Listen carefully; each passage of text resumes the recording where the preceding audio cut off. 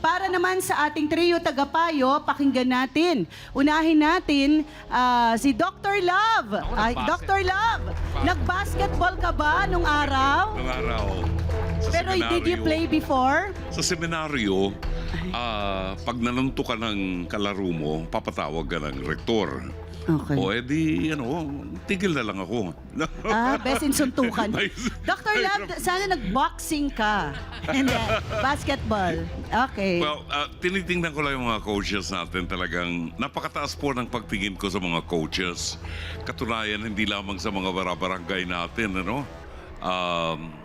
kayo ang mga nagfo-form ng kaisipan ng ating mga kabataan at dapat nakikita sa inyo yung sportsmanship. Well, may mga differences sa mga coaches. May kanya-kanyang atake sa bawat laro, di ba? Na hindi maaaring hindi na-appreciate ng ibang coach. But bear in mind that you are coaches. Kayo ang naghuhubog sa ating mga kabataan. Nakatutuwa na matinig din sa panig ng isang mother, ng isang nanay, na talagang papagalitan niya yung coach. Pinapunta mo yung anak ko rito binihisan mo pa pagkatapos ibabangko mo, no? Siguro yun ang damdamin ng nanay kasi may expectation din yung mga nanay, yung mga syota na nanonood. But then, lahat yan, babagsak lahat sa coach dahil ang coach ang nakakaalam kung sino sa palagay niya ang dapat na ibangko yung oras na yun o pabayaang maglaro, no? Nakakalungkot lang na malaman na ang isang player ay masira ang pagtitiwala sa isang coach. Pag ito ang nangyari, parang at stake dito yung reputasyon ng isang coach. Parang nasisira yung kanyang image as a tao na nag-form ng pagkatao ng ating kabataan. Maraming salamat. Maraming salamat, Dr. Love. Doktora Camille, pasok. Thank you, Mama Carla. Ano ba ang kahalagahan ng isang coach? Alam niyo kasi pag ikaw ay isang coach, unang iniisip mo, mag-i-improve ang lahat ng mga athletes or yung lahat ng mga, mga players. Importante yun Dahil kasi yun ang trabaho talaga ng mga coach, yung i-develop nila yung kanilang mga athletes. Paano nangyayari yon? Kayo yung gumagawa ng paraan para magkaroon ng mental toughness ang isang atleta. Kailangan meron kayong goal na magiging competitive tayo pero nandun yung tinatawag nating sportsmanship. Tapos, syempre, pag ganyan, lahat halos ng sports may kaba Kaya nga, kumisan sa bodybuilding, makita nyo, pag practice, ang galing-galing, pero pag kinabahan, hindi mabuhat yung mga kayang dating binubuhat before. So talagang alam nyo kung kailan nagkakaroon ng anxiety at yung arousal na kung paano aayusin ang inyong mga atleta. Meron tayong tinatawag din ng pag-build ng confidence and at the same time, nandun kayo na napakagaling nyo sa motivation. Pero, sana naman, pagdating sa ganyan, huwag nyo naman sisirain din yung mga players nyo sa pera. Alam nyo, bigyan ko kayo ng isang experience kasi yung brother ko sa Special Olympics sa abroad. So, pinag-iipon noon talagang nagsusulisit para sa ganoon makapunta yung mga atleta abroad. Lalo na Special Olympics ito, meaning to say, mga special children. Yung brother ko, binigyan ng $200 ng nanay ko. Sabi niya, sige ito yung baon mo.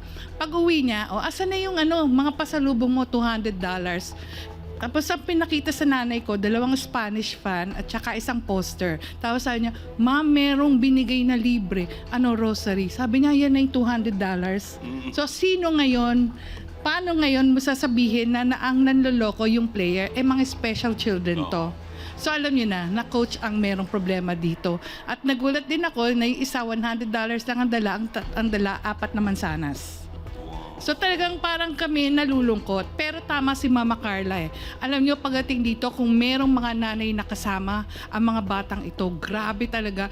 Parang 10 ang coach. At kawawa ang coach dahil kasi talagang very supportive talaga ang mga magulang.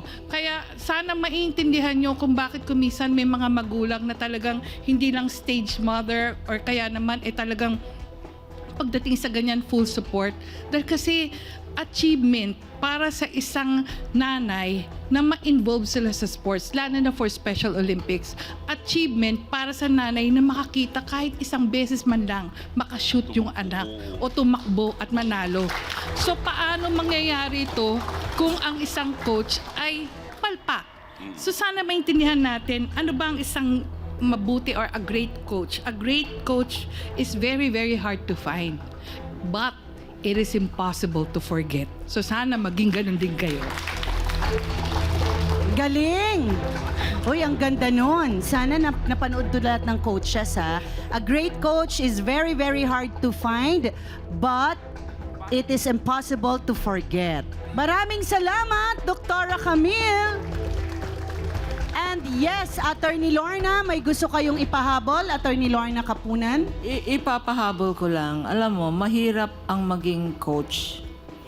Mahirap ang maging abogado. Mahirap ang maging teacher.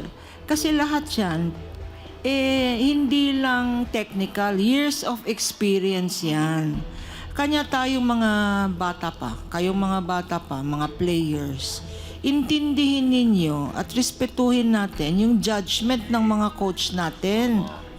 Yung mga coach natin, alam nila kung ikaw ang player, alam mo lang yung kapasidad mo, alam mo yung kapasidad ng iba, pero yung nakikita mo lang yung puno. Yung coach mo, nakikita niya yung buong gubat.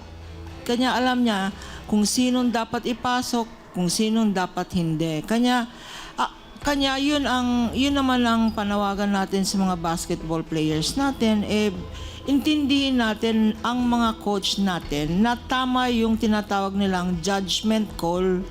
Di ba? Judgment ng coach yan eh. Alam nila kung anong ginagawa nila. Yun ang challenge sa player, no? Huwag tayong masyadong ma-pride. Kanya ang tawag dyan hindi basketball solo. Ang tawag dyan, basketball team. Kasi kayong 12 ay dapat teammates. Merong center, may forward, may point guard, lahat dyan. May kanya-kanyang role. Kung kayo sa team ninyo may kanya-kanyang role, meron rin tinatawag na bench.